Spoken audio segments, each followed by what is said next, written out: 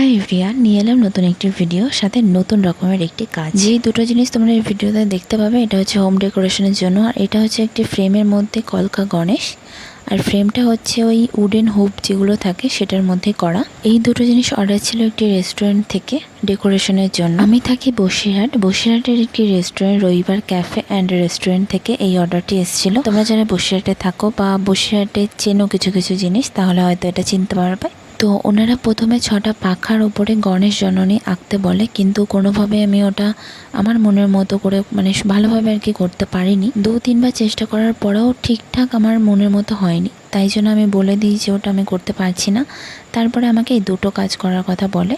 আর আমারও খুব ইচ্ছে ছিল এরকম রেস্টুরেন্টে আমার করা কোনো কাজ থাকবে, তো সেটাও পূরণ হয়ে গেল। তাই পাখাগুলোর উপর আমি অনেক ট্রাই করেছি, কিন্তু আমার মনের মতো কোনোভাবে ভালো একটা হয়ে উঠলো না। হোক, যেটা হয়নি সেটা বাদ দিয়ে নতুন নতুন কাজের দিকে ফিরে আসা যাক।